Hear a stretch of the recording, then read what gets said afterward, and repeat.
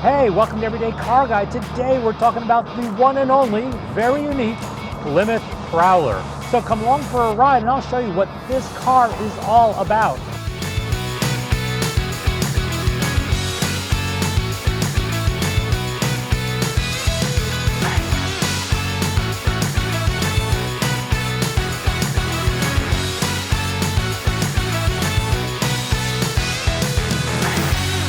Welcome to Everyday Car Guy. Today we're talking about the Plymouth Prowler.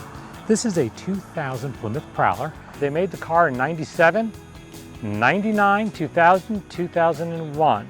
And then the beginning of 2002, that was it, the car was done. But it was introduced as a concept car back in 1993 at the Detroit Auto Show. Fans said, please bring this car to production, and they did. 4 years later, Plymouth brought this car to production as the 1997 Plymouth Prowler. Now in 1997 you can only get this car in purple, and instead of chrome wheels you would only get the brushed metal wheels. So when they first made this car in 1997 off the production line, it had a cast iron block which weighed a lot and only was pushing 214 horsepower. Well, they took it off the production line for 1998 and redid the engine, came up with an aluminum block engine that had 253 horsepower. Now in today's standard, 253 horsepower isn't a lot, but back in 2000, the Mustang with its, I think it's a 4.6 liter V8, had between 240 and 260 horsepower, and it did 0 to 60 in approximately 5.6 seconds. This car did 0 to 60 in 5.7 seconds. So it's comparable to, the cars of that day. In 2001, Chrysler decided to get rid of Plymouth, which had been around since 1928. So it was sad that the Plymouth line ended in 2001, but that's not the end of this car, because Chrysler made it from the end of 2001 to February 15th of 2002. So the last Prowler to roll off the assembly line was February 15th, 2002. So it didn't live that long, but it has style that lives on. And that's what I love about this car, is the style.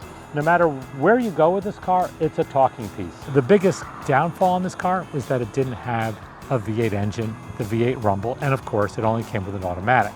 When you look at the Plymouth Prowler, the first thing you say is that this car has a cool stance. It has 17-inch rims up front and 20-inch rims in the back, which gives it a kind of a cool stance pointing down in the front, kind of makes it look fast even when it's sitting still.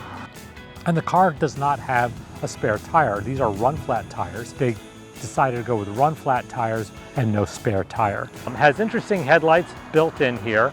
Some of the hot rodders take this car and they remove the front bumper. I can understand that in maybe the silver or the gold. In the black, I think the bumper actually works with this car. I try to keep it as stock as I can. It's a lot of fun to drive. This is one of the few cars that I will say looks just as good with the top down as with the top up. The car has an aluminum block and aluminum frame, which keeps it very light. I believe this car weighs less than 2,500 pounds. Good thing about that is, with only a 6-cylinder, it can do 0 to 60 in 5.7 seconds, as I mentioned. When I compare cars, my biggest note on performance is 0 to 60, because that's something that we use every day. We go 0 to 60, get on the highway. Of course, in California, you get on the highway in Los Angeles, 0 to 60, great, and then you hit the highway and you have to hit the brakes because it's all traffic. The other thing that the car has, it has a convertible top, which is manual, where, for example, the Mustang convertible with its power top, that weighs a lot more. Matter of fact, the convertible V8 Mustang can only do 0 to 60, I believe, in 6.1 seconds in the GT. So this car is comparable to the cars of that period. I did a little research. I went back and looked up what a 69 GTX with a 440 cubic inch engine and a 4-barrel did 0 to 60. A stock GTX did 0 to 60 in 5.7 seconds. Other than that, the car is really all about looks. It's all about design. And in Los Angeles, I see more Ferraris and Lamborghinis than I do Prowlers. And Porsches, well, the Porsches are like Priuses out here. There's as many Priuses as there are Porsches. So this car is very unique. The fun thing about this car is you take it out all the time and people are always stopping me, asking me about this car. It's a great talking piece. It gets noticed all the time. Even people that have hot rods will talk to me about the car and say, yeah, we love the style on the car, but you know, should have put a V8 in that. Yeah, I agree, but you know, this is what I have. One of the problems with having exposed wheels is that the shocks are about 2 to 2.5 feet away from the tire, so it's a lot of distance before it absorbs all the bounces in the road. So the car doesn't really ride that well on bouncy roads. On smooth roads, it's great. Handles great on smooth roads. The interesting fact is that the exposed wheels like that are just like a Formula One car, which handle great. But of course, they're on a track, which is a very smooth road. I would not want to see a Formula One going down the 101 and seeing how it handles that. The car does handle well, as I said, on smooth roads because it has a pretty wide stance up front. The radio had some problems with it. As I said, the car's kind of bouncy on the road. Well, it had a radio, but back then CDs were the big thing. So it had a CD changer. So you would put your 5 CDs in this like cassette kind of a thing, and you'd stick it inside the unit. And then you could pick from CD to CD. Well, I went over a bump one time and the CD bounced and got jammed in there, and it was going to cost more to get the CD player fixed than to put a whole brand new radio in.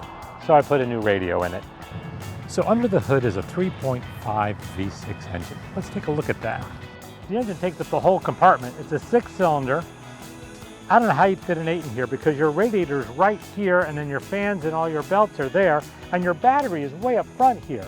As you can see, your shocks are here with your tires out there. That's 2.5 feet that the wheel is bouncing on the road before it gets to the shock to absorb all that cushion. So the engine is pushed way back and you have 3 feet between the engine and the front. Let me show you how big the trunk is. Come around to the driver's side of the car and there's a little yellow button right here. Just hit that button and the back end opens up.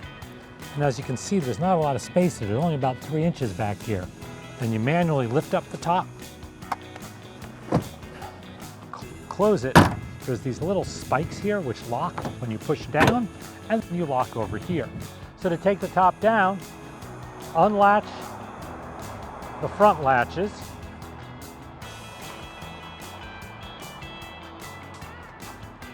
Very simple, just unlatch it.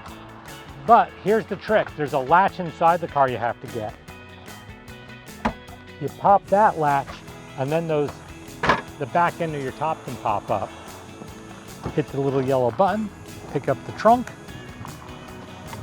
and fold the top in. And you're ready to go. It's just that simple. Kind of neat. Let's take it out for a ride. So to put the car in manual, you just bring all the shifter all the way down to the bottom, then you can shift it in manual and wind through the gears.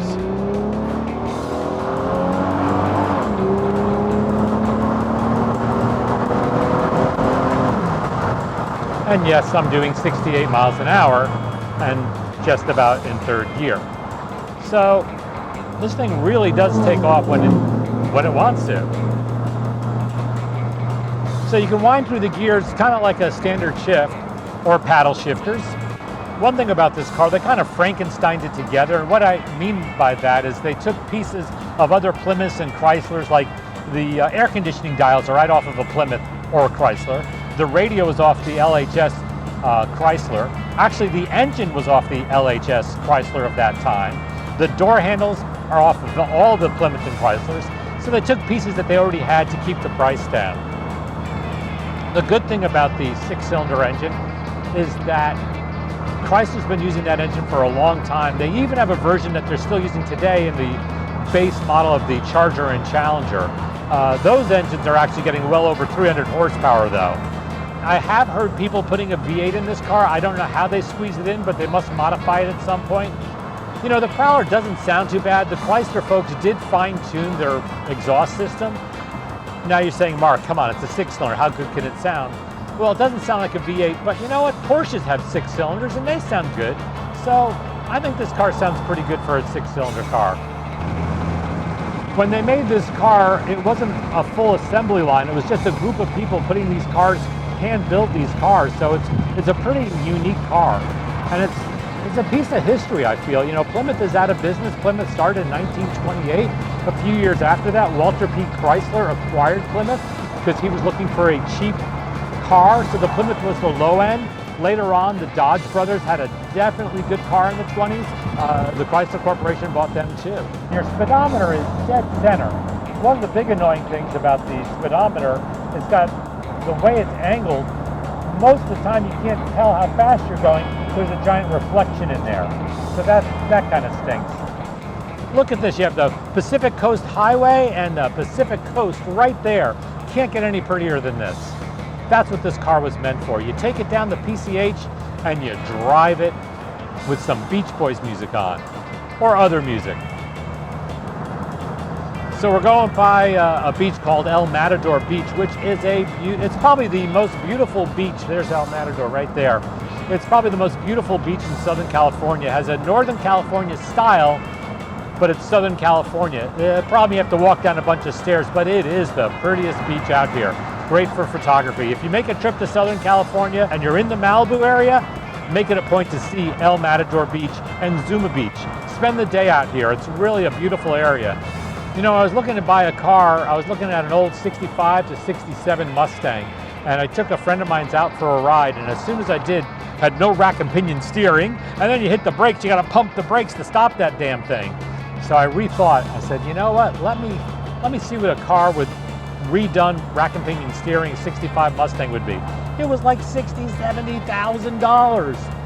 Well, 2 weeks after that episode, I was doing a commercial, and the director was talking to me about cars, and I told him my dilemma, and he says, well, why don't you buy a Prowler? I said, I can't afford a Prowler, they're like $40,000. He said his brother's selling his for $22,000. I said, call him up right away. Well, he did, but he had already sold it. But then that got me thinking. I started looking for Prowlers, and sure enough, you can find them as low as $25,000, $24,000. I found this one with less than 3,000 miles for $28,000. I jumped on it real quick, but word of warning, you're spending that kind of money. I wanted someone to look at the car, so I found a gold one. It was actually a Chrysler Prowler, and I had a local dealer take a look at it, and they said, don't buy this car. It's only running on 5 cylinders. So I didn't even buy it. It was $250 well spent at the dealer. When I found this one, I brought it to the local dealer in Riverside. They checked it out, and they said, you know, our owner owns a Prowler, and if you don't want to buy it, we're going to buy it. This car's in perfect condition. I bought it right then and there. So I highly recommend having a professional mechanic really look at a car, because he's going to do all kinds of tests that you can't do just on your own. So there's a lot of songs about cars. There's songs about the GTO. There's songs about the Cobra. There's songs about Stingrays versus Jaguars. There's even a song about a super stock Dodge with a little lady from Pasadena. There's even a song about an engine. She's real fine, my 409. There's not a song about the Plymouth Prowler. But if there was a song about the Plymouth Prowler, I would pick Madonna's Vogue. Because that song is about style and looking good. And that's what this car is. It's all about style and looking good. So I guess this car's kind of a poser. One thing this car has, it has these silly roll bars over here. You put your head back, they're not comfortable. And if this car flipped, those things are not saving my head. So they're kind of, I guess they're just there for show. So there was a trailer kit you could buy that looks kind of like the trunk. It's really bizarre, this trailer. I looked at one that had a trailer, and I'm like, first of all, I have no place to park the trailer. Second of all, I'm not buying the car to go on long trips. So I just find it really awkward to have that trailer. It's a very strange thing to have. So this car is kind of a modern retro car. And what do I mean by that? It's got retro styling, but modern equipment and technology. It has an airbag for the driver and the passenger. It has electric windows, mirrors, and door locks. It even has cruise control, has a good stereo, has great heat and air conditioning. You know, so it has all those conveniences. It has 4-wheel disc brakes, and the discs are big, and this thing stops on a dime. So it has all those great features, yet it's in a retro-looking car. Does it feel like I have a piece of artwork in my garage? And I think, you know, a lot of cars are a work of art. So just north on the PCH, you can go all the way up to Oxnard, California, and there's a museum up there that has these beautiful Art Deco cars from the 20s, 30s, and 40s. So let's go check it out. Welcome to the Mullen Automotive Museum here in Oxnard, California. They have a fantastic collection of French Art Deco cars from the 1930s that are truly works of art. Just looking at these cars, you get a feel of romance and wealth. The fit and finish of these automobiles, along with their curves and sensational teardrop design style, calls back to a time that is long gone. These cars are rarely seen in public, and many are the last of their kind. The museum docents are very knowledgeable and happy to talk to you about any of the cars. In addition, the museum displays art, furniture, and sculptures of the Art Deco period. The cars include vintage Bugattis, Talbots, Peugeots, Citroëns, and Delahaye's, names that most people, including car fanatics, have never heard of. The museum is open Fridays and Saturdays and is a real treat to any car enthusiast. These cars are amazing. They are just gorgeous. I thought it fitting to bring the Prowler here since the car is all about style and has some curves of its own. It's time for Everyday Car Guy's report card. First, let's talk about comfort. The Plymouth Prowler is designed as a two-seat roadster. It has many modern-day conveniences with retro style. It has a tight suspension, exposed front wheels, and run-flat tires that impact the ride comfort. In the Prowler's defense, most hot rod, sports cars, and muscle cars trade a cushy ride for increased performance. When on a smooth road, the car actually rides well, and with cruise control activated, it's quite respectable. Overall, since the car does have some modern-day conveniences and rides well on smooth roads, for comfort, I'm giving it a B-. Now for performance. I always rate the cars on everyday use. 0 to 60 is the most important performance element since we all need to get on highways. The Plymouth Prowler comes with 253 horsepower, which turns in a 5.7 second 0 to 60 time, which is more than enough to get on a highway. The suspension is pretty tight, and the wide stance allows it to handle very well on smooth roads. Generally speaking, the Prowler's performance is above average and decent, so I'm giving it a solid B+.